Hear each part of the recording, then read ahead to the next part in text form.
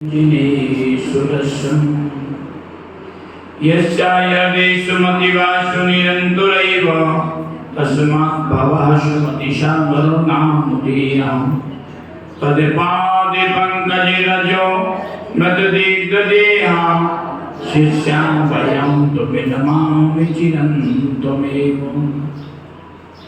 बोले अनंत परम सिद्ध भगवान की देवादिदेव श्री 1000 श्री आदिनाथ भगवान की चिंतामणि श्री पार्श्वनाथ भगवान की धर्म देश शासन भगवान महावीर स्वामी की परम पूजनीय प्रशांत मूर्ति आचार्य से शांति सागरी छाणी महाराज की परम पूजनीय संत श्रवणी समाधि श्रवण गुरुदेव आचार्य से सुमति सागर जी महाराज की अहिंसा विश्व धर्म की समस्त आचार्य संघ की धर्म स्नेही मानो भाव।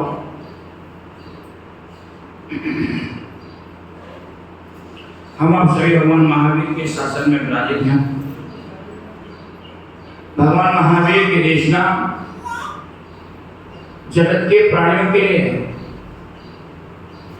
कल्याणकारी हितकारी है।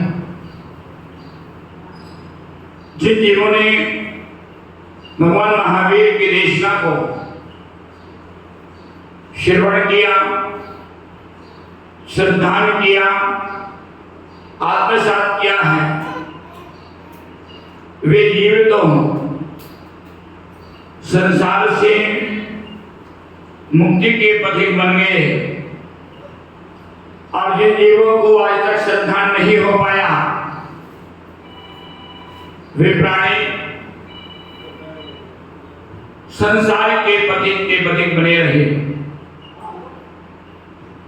बंधु, संसार में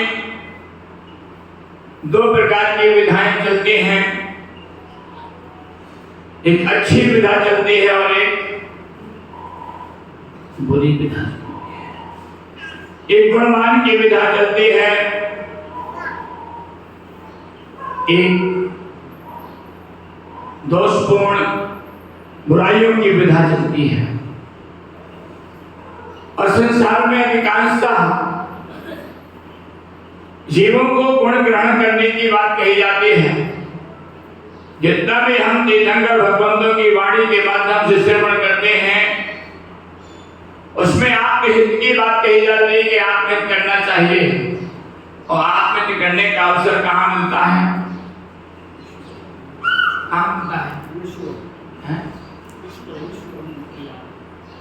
आत्महित करने का अवसर हमें इस मनुष्य पर्याय में मिलता है। और मनुष्य पर्याय में जो व्यक्ति आत्महित करने का भाव बनाता है, वे जीव भी अपने आप हित कर पाते हैं। वैसे तो शास्त्रों में अनेक प्रकार के कथानक आते हैं। जैसे भगवान ऋषभदेव के समय में मारीच का उदाहरण आता है कि भगवान महाआदिनाथ के समोषण में विराजित मारीच का जीव भी अपने आप को नहीं संभाल पाया। भगवान ऋषभदेव का उपदेश भी प्राप्त हुआ, लेकिन उसके तीव्र मिथ्यात्व कर्म का उदय होने के कारण से वहां संसार में 42,000 वर्ष का 1 कोटि पूर्व तक 1 कोटि सागर तक संसार में भ्रमण करता रहा। क्यों? इसलिए कि उसे भगवान ऋषभदेव की वाणी पर श्रद्धान नहीं हो पाया था।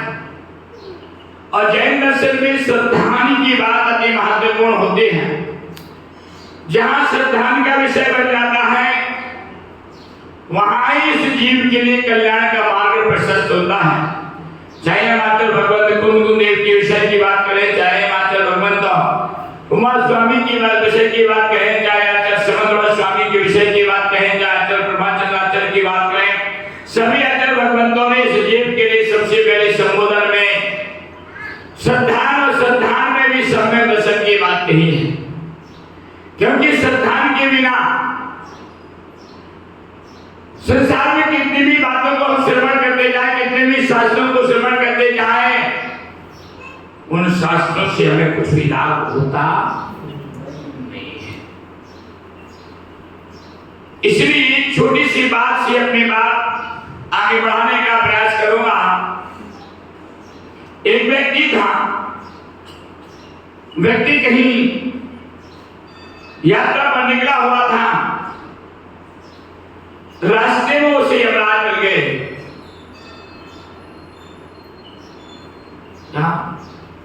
रास्ते में उसे यमराज मिल गए। यमराज रास्ते में मिले।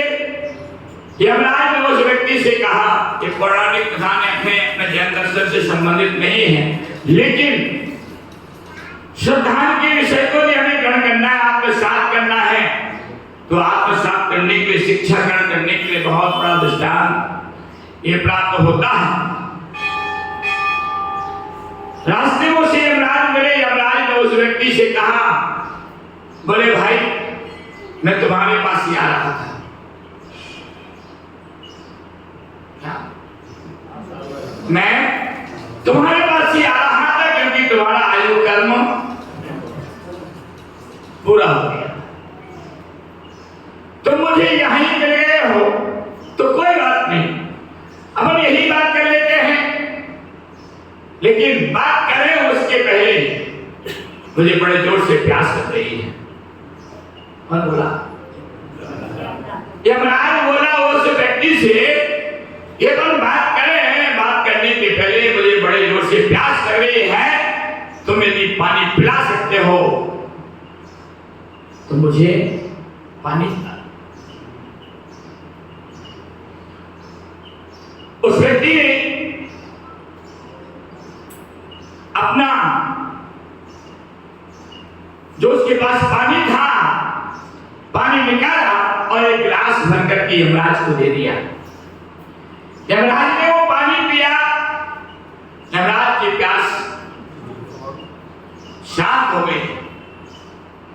यमराज ने कहा कि तुम्हारी उम्र तो पूरी हो चुकी थी, लेकिन तुमने मुझे पानी पिलाया, मेरे साथ उपकार किया। क्या किया?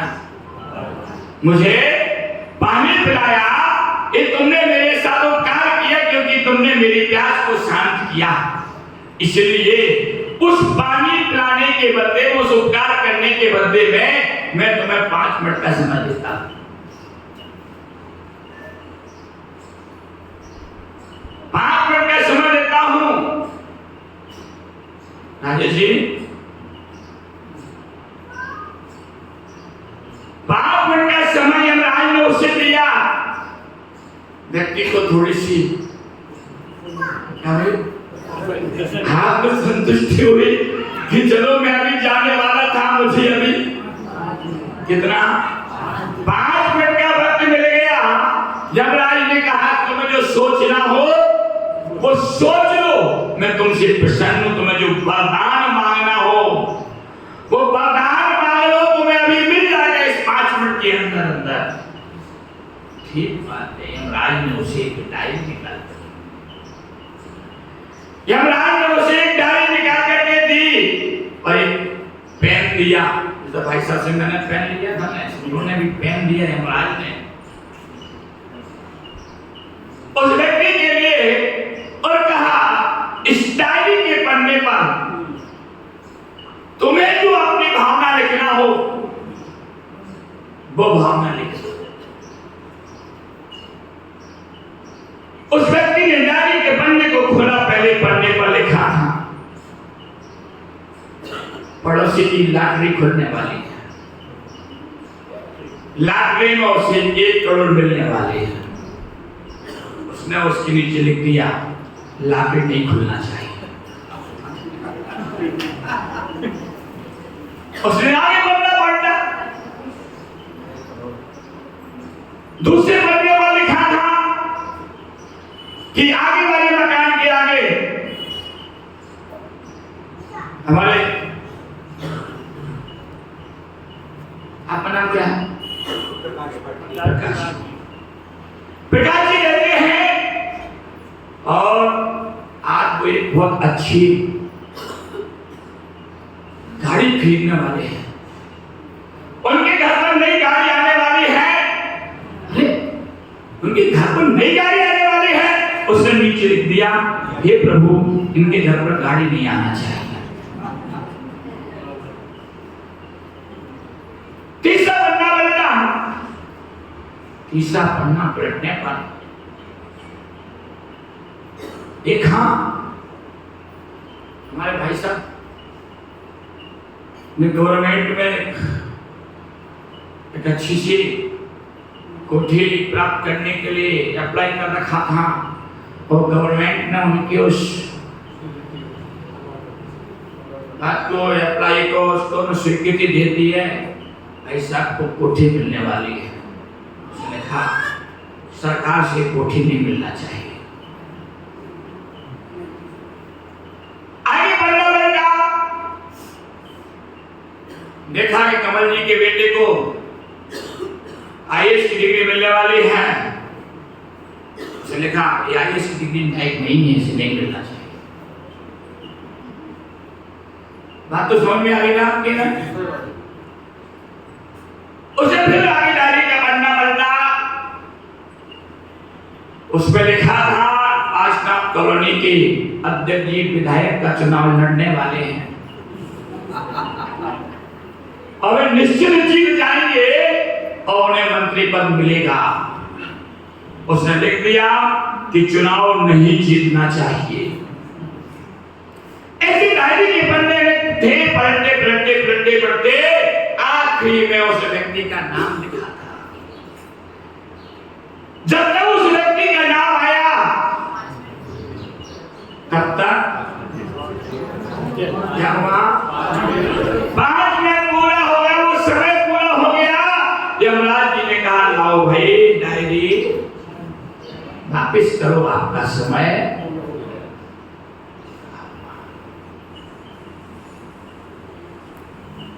तो इसी प्रकार से हमारा जीवन हमने मनुष्य पर्याय पाया है।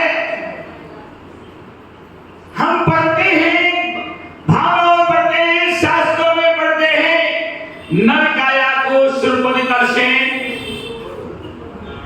शुद्ध पानी। भाई साहब आप धूप में बैठे हो, मेरा कष्ट हो रहा है, खाली जगह पड़ी है छाया में।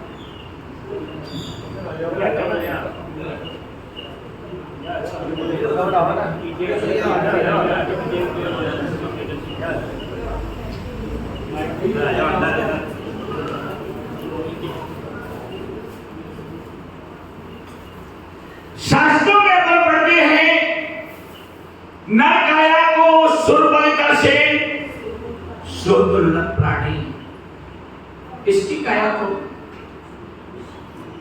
इस मनुष्य शरीर को प्राप्त करने के लिए वो सौदर इंद्र जैसा इंद्र जिसके पास वैभव की कहीं कोई कमी नहीं है क्या? जिसके पास वैभव की कमी नहीं है, जिसकी सालों की आयु है, जिसके पास अनेक सेवा करने वाले अमात्य सेवक हैं,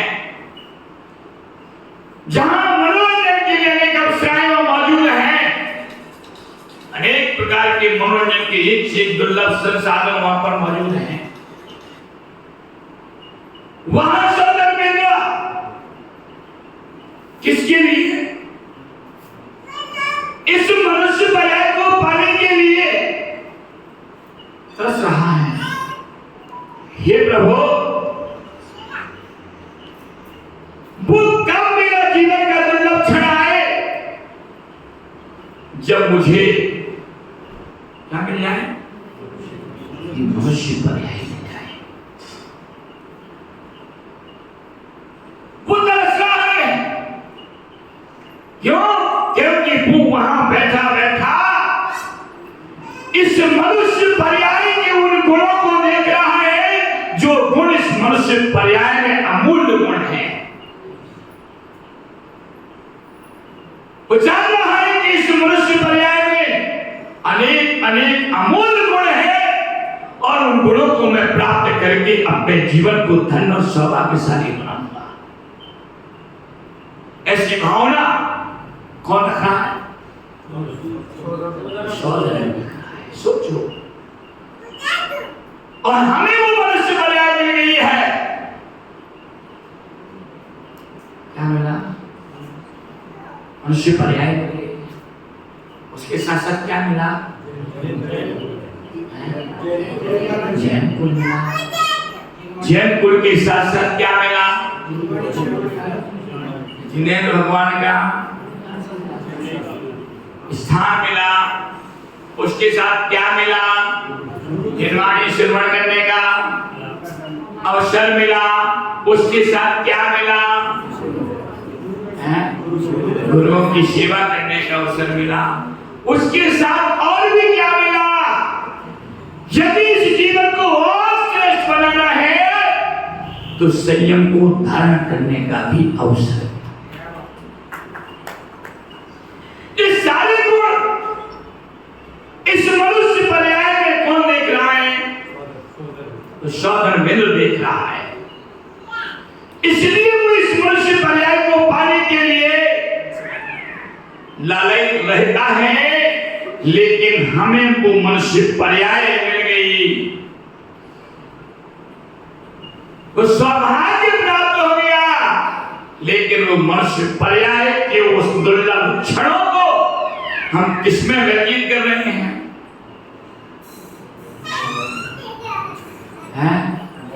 पड़ोसी की इसमें पड़ोसी के बुराइयों को देखने में कभी उसका अच्छा ना हो जाए। ये हमारे मन में ईर्ष्या भरी हुई है। ये हमारे मन में राग द्वेष भरा हुआ है। ये हमारे अंदर वनाधिकार का मिथ्यात्व भाव भरा हुआ है। और उस मिथ्यात्व भाव के कारण से हम किसी की अंदर की अच्छाइयां न कर पा रहे, ना किसी के अच्छे कर्म देख पा रहे, किसी की अच्छाई को देख ही नहीं पा रहे। क्या इसके अच्छा ना हो, इसके अच्छा ना हो जाए। सारा समय इसमें नहीं कर रहा, पड़ोसी की बुराई इसमें करेगा पूरा। अगर धर्म की चर्चा करने का अवसर आएगा तो धर्म की चर्चा सुनने के लिए, करने के लिए तो हमारे पास 5 मिनट का समय नहीं होता। आपसे कहें अभी हम कि भाई आपको रोज 10 मिनट सामूहिक रूप से बैठ करके एक निश्चित समय पर स्वाध्याय करना है, क्या होगा भाई? भैया ये समय मत रखो, इस समय मेरे को बहुत काम रहता है। दूसरा, अरे भाई ये समय मत रखो, मैं बहुत व्यस्त रहता हूं। महिलाओं से कहेंगे अरे सुबह से बच्चों को स्कूल भेजना पड़ता है, प्रतिदिन को ऑफिस भेजना पड़ता है, तो उनका नाश्ता बनाना पड़ता है, उनका भोजन बनाना पड़ता है, ये काम आता है, वो काम आता है। शाम को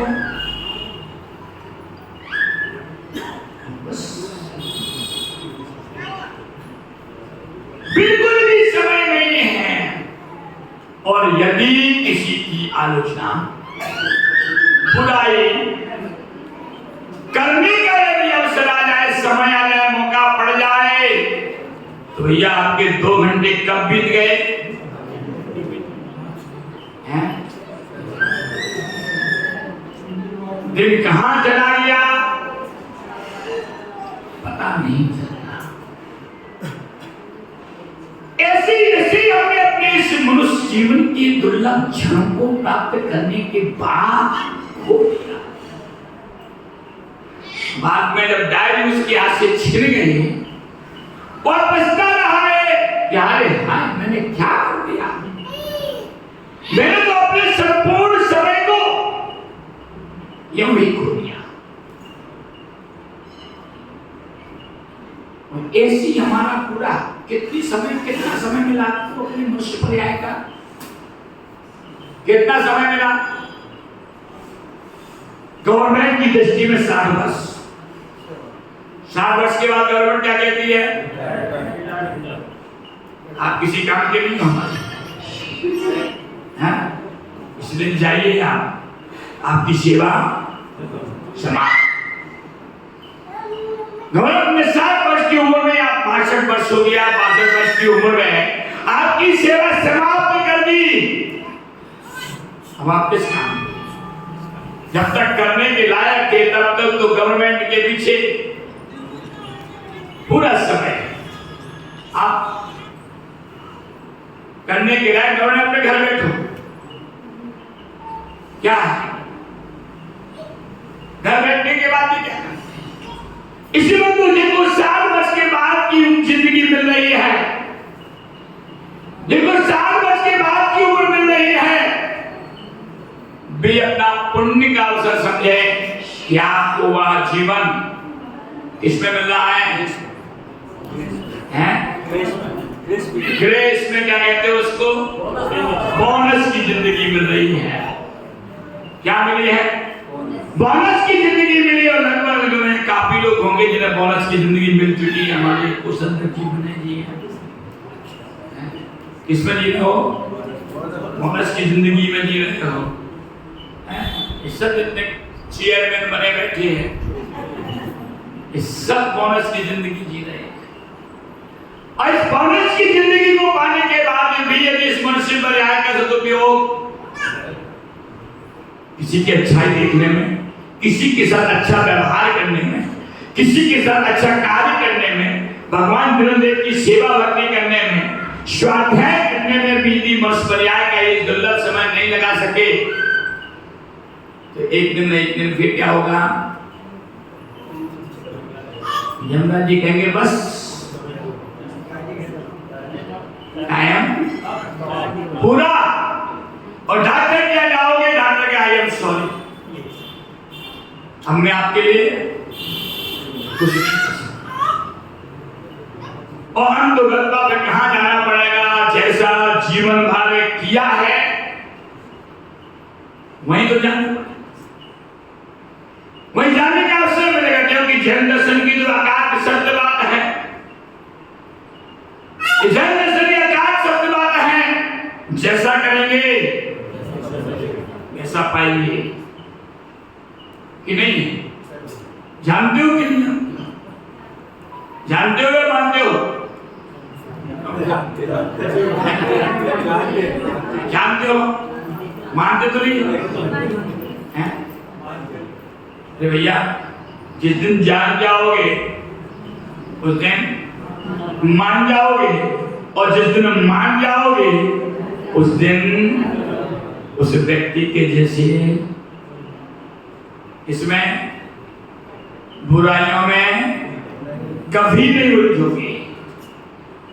जिस दिन जान जाओगे, मान जाओगे, उस दिन की बात कभी किसी की बुराइयों में बिल्कुल भी नहीं उलझोगे।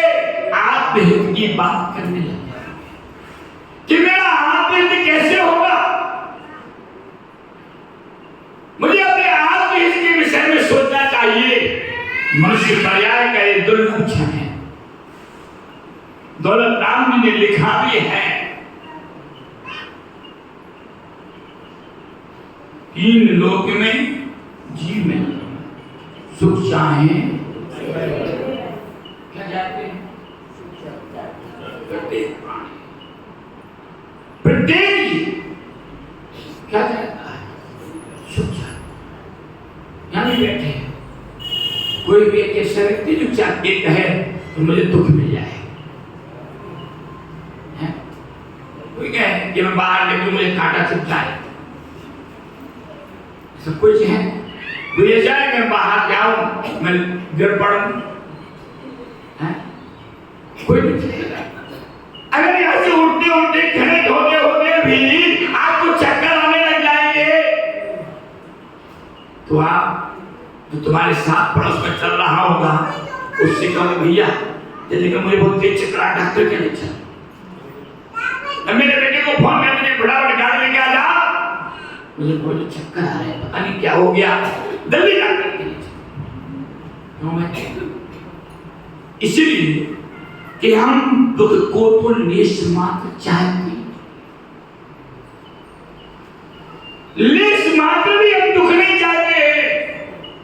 क्या चाहते हैं? सुख चाहते हैं। सुख कैसे? सुख तो अच्छा ही करने से, अच्छा करने से, गुणों को ग्रहण करने से, जीवन को परिवर्तन करने से। जीवन को यदि परिवर्तन नहीं किया, आचरण को परिवर्तन नहीं किया, तो बाहर के इस वेश से कुछ भी होने वाला नहीं है। जो कुछ भी होता है हमारी अपनी भावनाओं से होता है। आचरण भगवंतों ने लिखा है भावना भवनाशी। भावना क्या करने वाली है? भावना हमारे संसार का नाश करने वाली है और भावना भववर्धनी, भावनाओं से हमारे संसार की वृद्धि होती है। दोनों काम हमारी भावनाओं से होना है। जैसी भावना जिसकी होगी उसे उसी प्रकार का फल प्राप्त होगा। ये समझ आ रहा तो नहीं होगा? आप समझ गए? इतने में समझ गया। इसलिए बंधो मनुष्य जीवन मिला धन प्राप्ति की भावना है कि जगत के सारे प्राणी सुख चाहते हैं, तो सुख प्राप्त करने का मार्ग क्या है? सुख प्राप्त करने का रास्ता क्या है? सुख कैसे मिलेगा? उस कार्य को करने का पुरुषार्थ कीजिए। हमें सब कुछ मिला हुआ है। मनुष्य पर्याय मिली है, जैन कुल मिला है, जैन वाणी मिली है, देवशास्त्र गुरु मिले हैं, सब कुछ मिले हैं। और सब कुछ मिलने के पश्चात अगर इनकी ओर हम अपने कदम बढ़ाने का पुरुषार्थ करेंगे, अपनी भावनाओं को परिवर्तित करेंगे, अपनी भावों को उत्कृष्ट श्रेष्ठ महान बनाएंगे, तो श्रद्धा के साथ में सम्यक दर्शन की भूमिका में हम आ जाएंगे, तो निश्चित है वो सुख की प्राप्ति हमें अवश्य होगी। इसलिए मनुष्य पर्याय के जितने भी दुर्लभ क्षण हैं, इनका सदुपयोग करके आत्मसात करने का पुरुषार्थ कीजिए। भगवान महावीर स्वामी की